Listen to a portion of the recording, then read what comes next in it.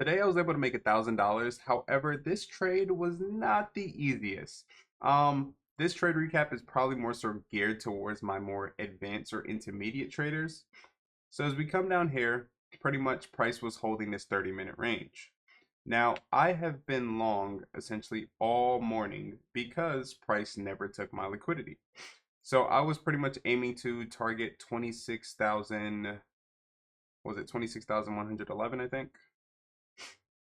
And basically, price was moving very slow and steady all day long. So because of that, theta was eating these contracts alive.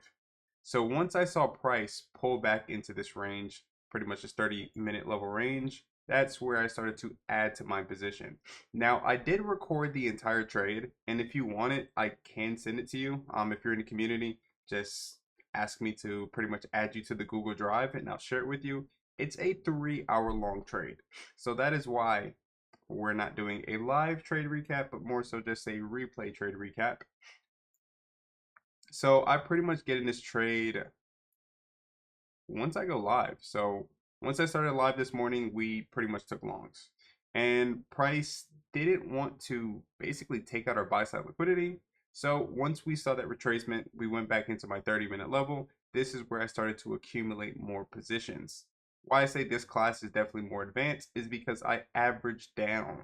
So originally I started this position with 40 contracts, and then I start adding roughly about 5 to 6 contracts at a time until we pretty much take out high of the day, which we ended up doing on SPX Power Hour.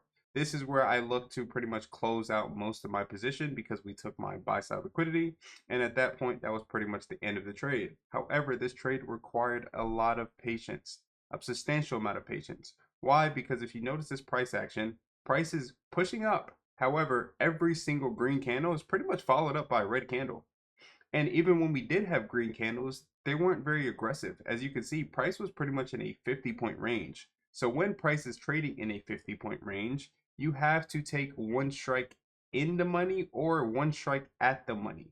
You never want to pay for very cheap contracts when price is not offering a lot of displacement. So make sure you're paying attention to how aggressive price is moving. If price is only moving 30 to 50 points in 3 hours, you don't want to be taking very far out the money contracts. They will go worthless. I hope you guys learned something from this episode. I'll see you guys tomorrow morning. Peace.